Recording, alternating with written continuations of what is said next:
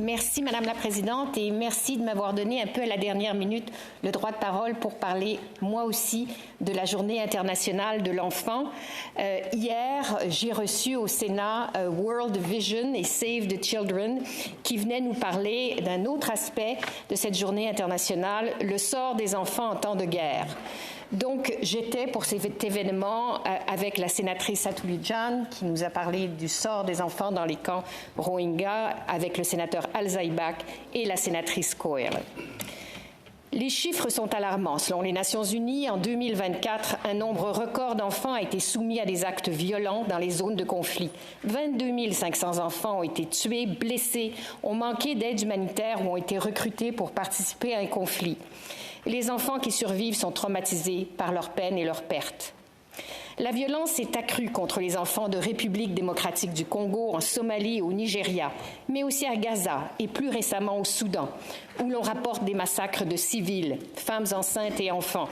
En Haïti également, à la faveur des désordres, la violence sexuelle augmente contre les enfants. Elle est aussi grave que des fusils et des bombes. Le conflit au Soudan est un de ces conflits oubliés et pratiquement invisibles, où les enfants sont visés. Autour de Al-Fasher, des massacres se multiplient. Mais le monde n'a pas été horrifié, car les belligérants ont une tactique radicale. On refuse de laisser entrer les journalistes, donc il n'y a pas de médias, pas d'images, pas de prise de conscience. Les enfants au Soudan meurent de faim ou meurent sous les balles. La journaliste de Radio-Canada, Sophie Langlois, qui s'est rendue dans les camps de réfugiés à la frontière, a constaté que les enfants avaient encore faim, car les organisations humanitaires n'ont pas assez de provisions pour les nourrir à satiété. Mais il y a pire. Les mères de ces enfants émaciés préfèrent que leurs enfants meurent tués par une arme plutôt que de mourir de faim, car c'est une mort horrible, longue, où chaque système du corps humain lâche l'un après l'autre.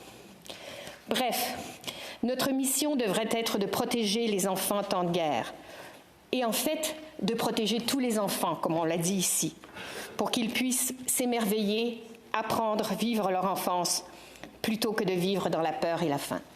Merci.